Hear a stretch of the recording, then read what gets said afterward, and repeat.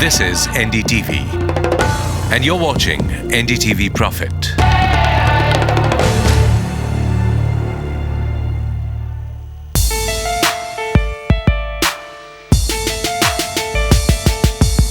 Thanks a lot for everyone who is speaking it here. Just want to do a small brief introduction. I've got Mr. Sunil Rockle, Executive Director of ASK Holdings. I got Dr. Ramachandran, who is our research head, for Global Research Head of ICICI Bank.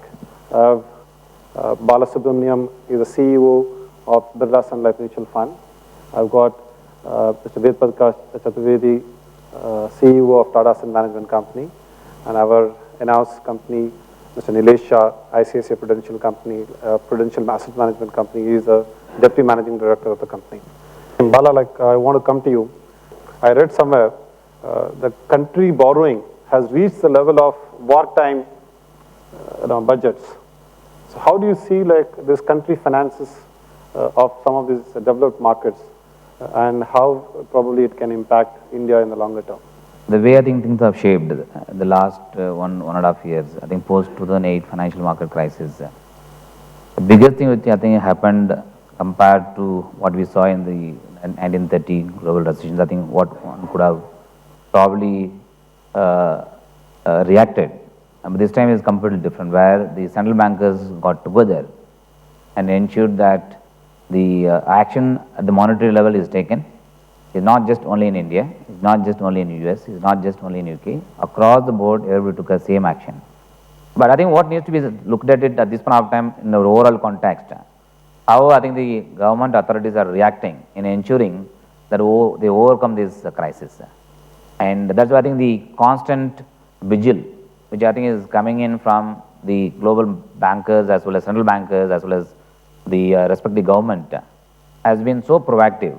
I think this time there is a complete change. There is no reaction actually, it's a complete proactive step what we take. I think it's also a challenge which is going to be there during this period is actually nobody of course knows to what extent I think the recovery is coming in.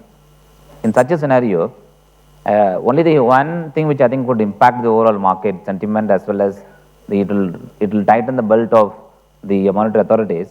If the inflation shoots up, the growth comes back in a hurry, then it has to come at the cost of interest rates going up, which also will come at the cost of liquidity getting sucked out.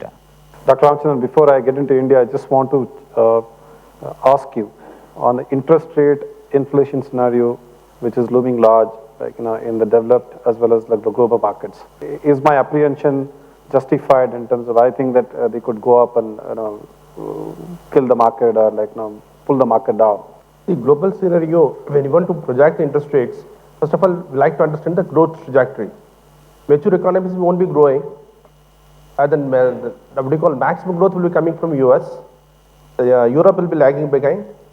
Then if you look at Asia growth will be getting back to trend growth, close to 6.5%, which is a good news.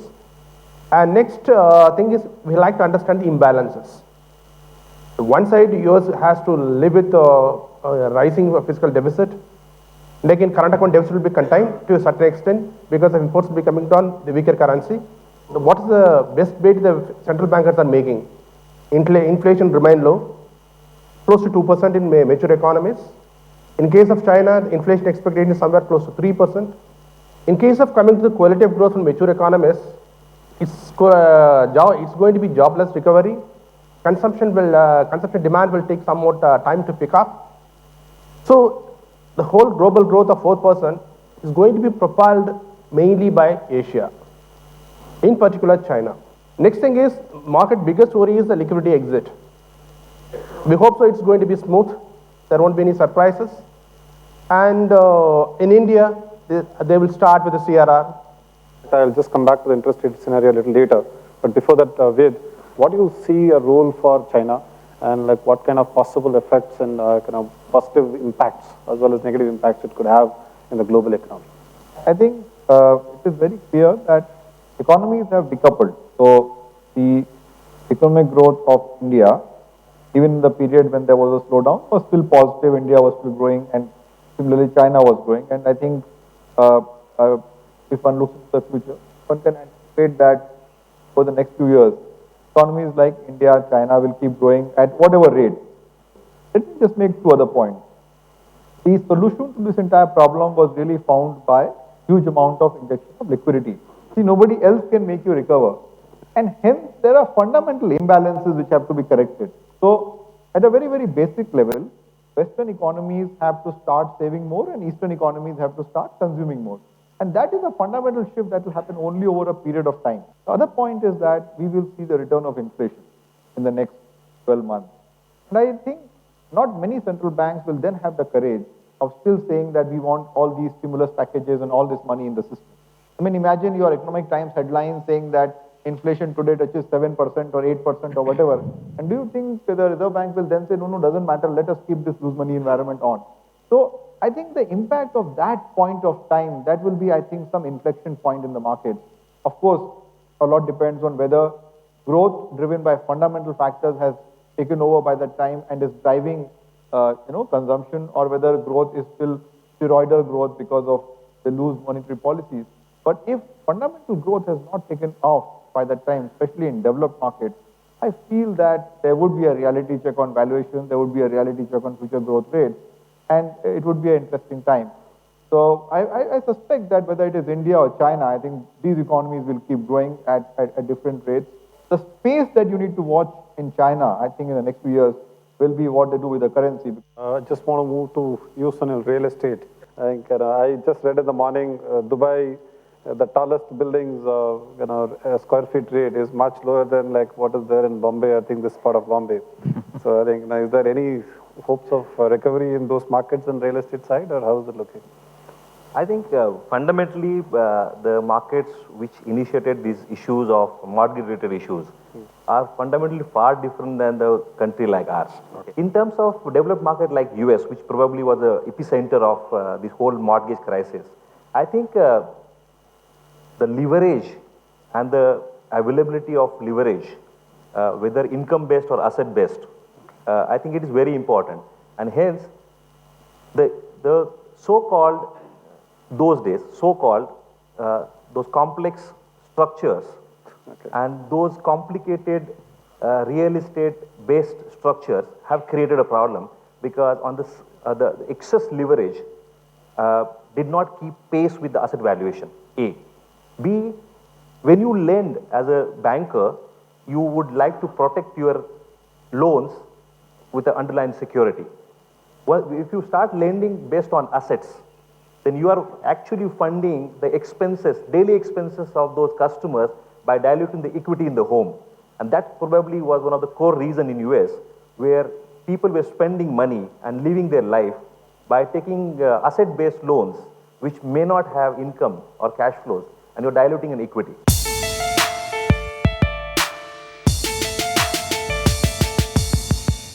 Brought to you by ICICI Bank Wealth Management. Media partners. Live from New York, all the business news that affects India. And over the next 30 minutes, we're going to take you through all the money and market news. Special reports and interviews with experts. The market can begin to stabilize. On the global trends that will hit home. NASDAQ Live. Weeknights at 10:30 on NDTV Profit. NASDAQ Live, brought to you by SR. Let's begin. Trade Racer from ICICIdirect.com.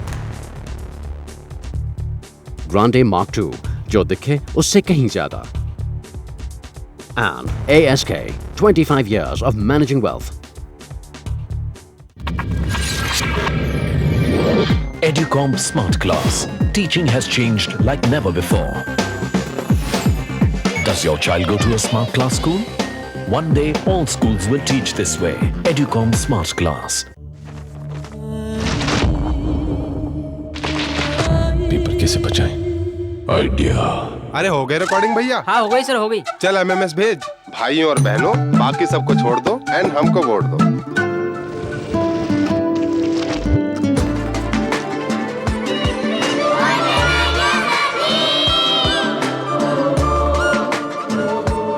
What every Indian wants from this year's budget. I would request to decrease the excise duty rates I would like to see more cancer hospitals. India sends its trusted wish list to the finance minister every night on the 9 o'clock news. Max India presents Dear Pranab Babu, where India helps figure out the business of life.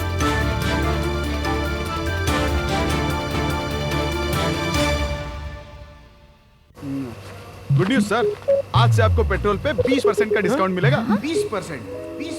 Lottery लग गई तो मेरे बाकी के पैसे लूटे डाले। वो तो आपके हाथ में ना। 45 की स्पीड पे गाड़ी चलाइए, रेड लाइट पे इंजन ऑफ कर दीजिए, 20% पेट्रोल तो जरूर बचेगा। बात तो वही है ना। Save fuel. Yani? Save money. I am romantic. Whatever your style, there's a Sarah for you. Sarah reflects your style.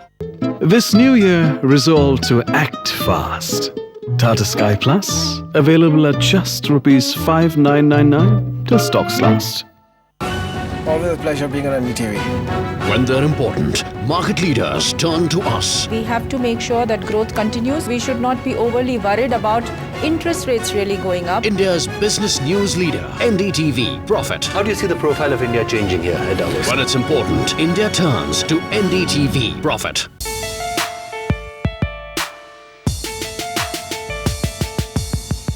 Nilesh, coming back to you on India, the kind of optimism which we are seeing in the markets for the last 6-7 months, or a little more than that, ever since the elections, do you think it's justified, or it's going to, do you think it's going to continue for some more time? And how do you see the markets from here on for the next 4-5 years, kind of horizon? As of today, we believe Indian equity markets are running a little bit ahead of its fundamental. The prices are a little bit ahead of its fair value. And it has happened because one, last year prices had gone far below its fair value, so now it's bouncing back. Probably this correction, this correcting the value gap is almost about to end. It's also running a little bit ahead of its fundamental because investors have become optimists, more so the outside investors and less so the local investors. Could we sustain this momentum?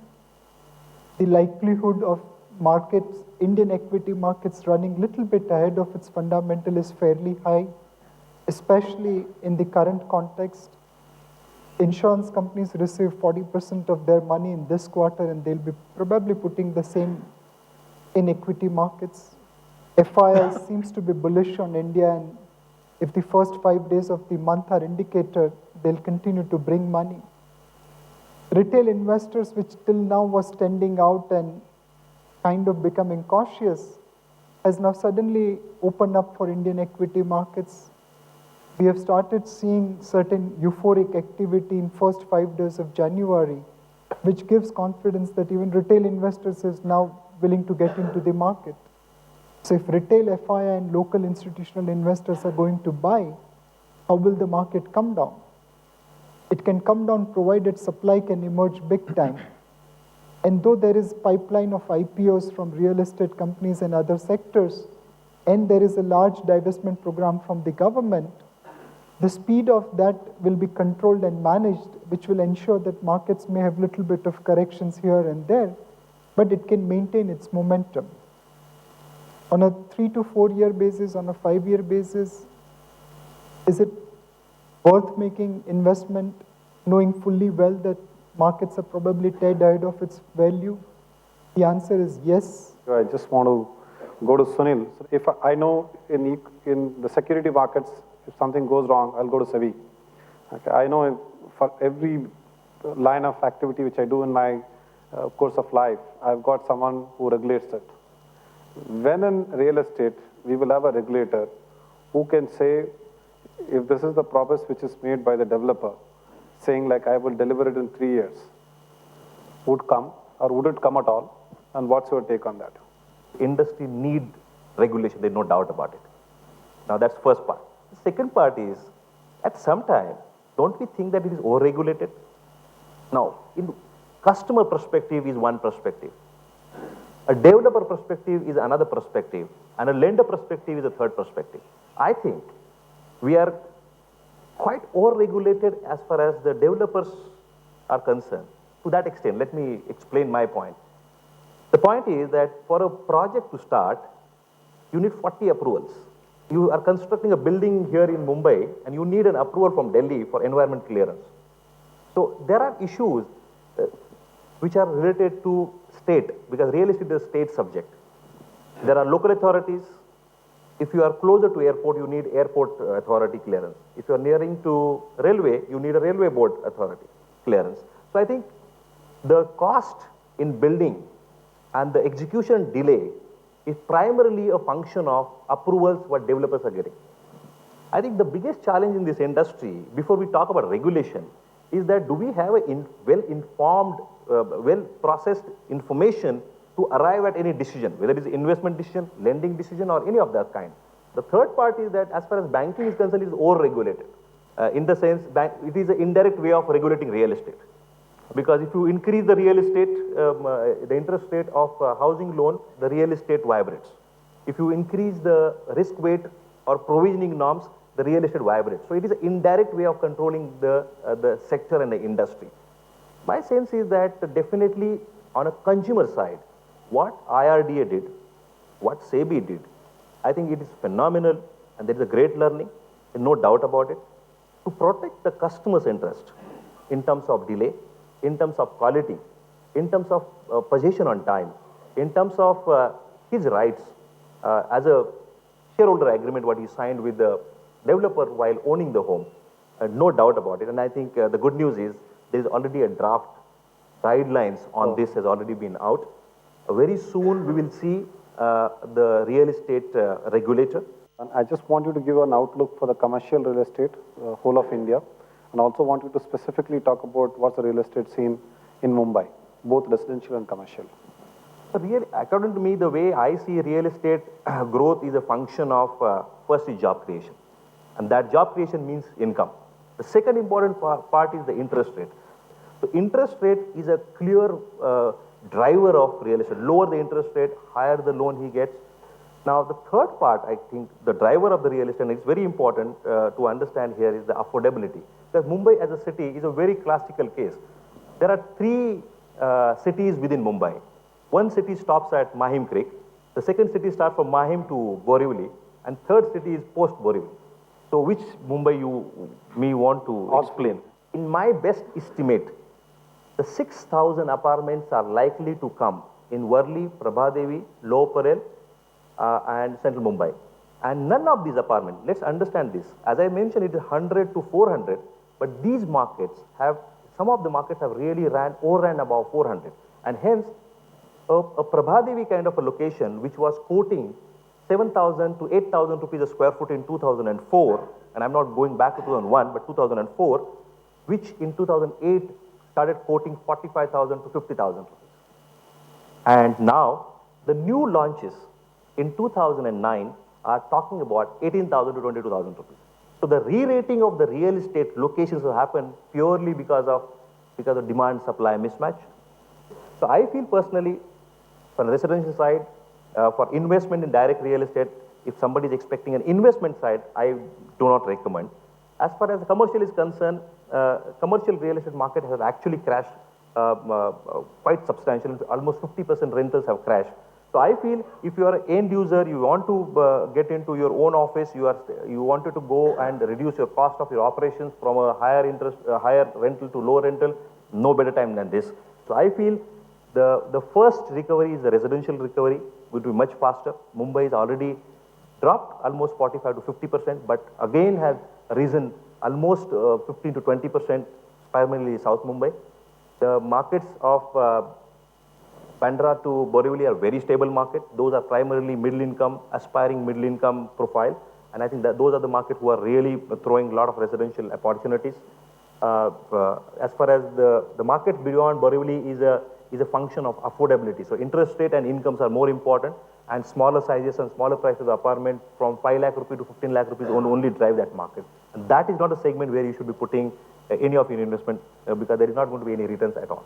So I clearly feel that residential is one sector when one should stay on. Commercial is the next one which is going to recover, but it will take substantial time.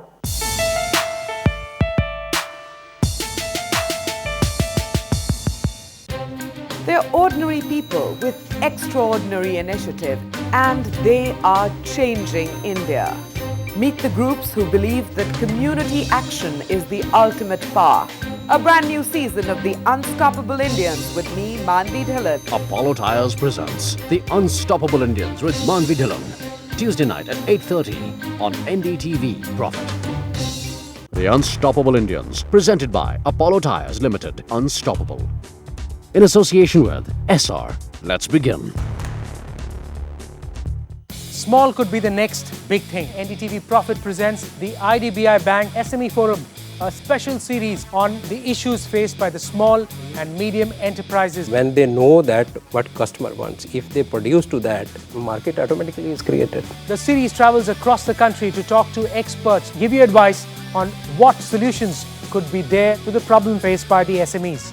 IDBI Bank SME Forum, coming soon on NDTV Profit.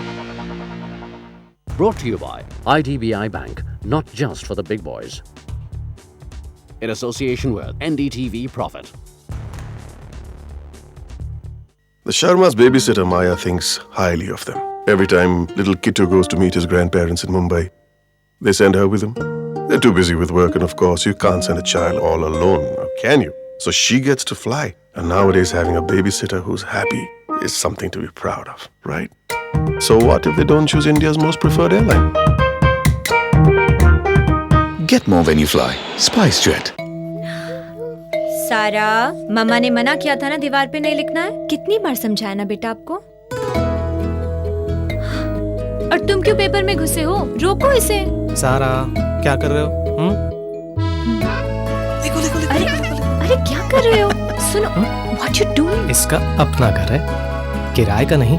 अपना घर आखिर अपना ही होता है, बनाया आपने, हमने सिर्फ साथ दिया। LIC हाउसिंग फाइनेंस करता है आपको सलाम। From India's business news leader. What will their budget be all about? India's biggest budget coverage ever. NDTV Profit, with the combined resources of the NDTV network. What it actually means for your taxation. Bring you all you need to know on the union budget and what it means for you. The good, the bad, and the ugly. What to look for and what to expect. Pre-budget discussion and post-budget analysis. The most complete coverage from the business news leader. You feel something needs to be done for Indian industry. When it's important, India turns to NDTV Profit. SR presents the Union Budget 2010 on NDTV Profit. SR presents the Union Budget 2010. SR, let's begin.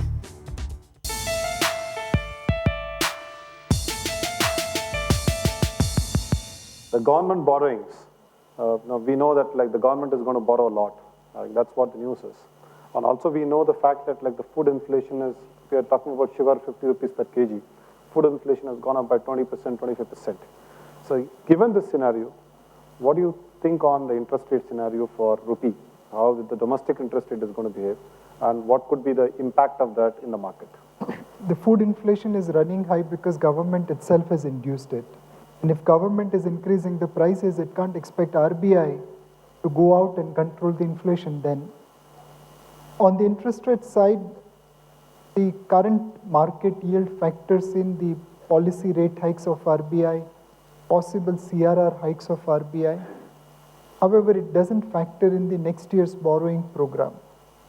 However, the hope is that the RBI, which has managed our financial system so well, they'll figure out a way to manage and contain government's borrowing program's impact on interest rates, and interest rates will not rise too much, even if borrowing program is little bit more than expectation. We have to trust RBI and the government to manage interest rates, and hopefully that will ensure that rates do not go up beyond what it is prevailing at the current level. So we can pick up questions now. If you can raise your hands, we can also direct it to the panel member. So my question is, looking beyond India, are we looking at some opportunities for investment overseas, say in markets like China or Russia or CSI countries where there could be similar growth, maybe Brazil? So is the Indian market ready to come out with some products which give Indian investors exposure to such potential growth areas? Sometime back, I think about 2-3 years back, the regulation changed where the Indian mutual funds were allowed to invest overseas. And each fund houses, it was supposed to be 10% of the total AUM, subject to a maximum of $300 million. That limit still remains. In the last 3 years, I represent Birla Sun Life, and we came out with a product which invested not only in China, not only in other markets, generally in global market, where about 60% was invested in developed market, 40% invested in emerging market. The same way, Prudential came with a product which is essentially focusing only on Asian market. So likewise, there are products that are available, and that is part of not a $200,000 limit. You can put any amount in that, as long as those are well within the $300 million limit, which we as a fund house have got.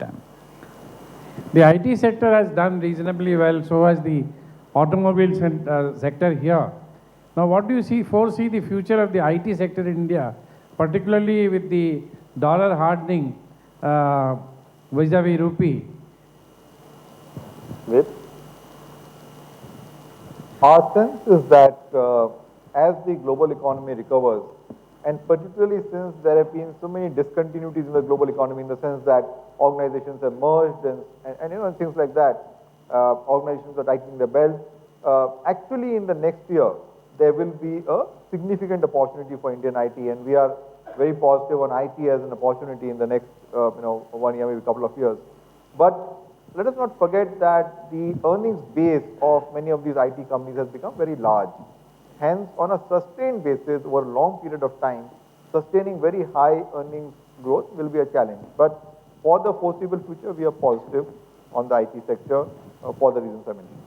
I just want the panel members to sum it up for the evening on the market outlook, not necessarily for the next 12 months, longer period, probably the 4 to 5 years, which is what Nilesh wanted. And starting with you, Bala. 2007, we saw a different period, and 2008 was a financial crisis market, then 2009, then we saw a good bounce back. The entire period, only one investor was remained bullish in India, is the global investors.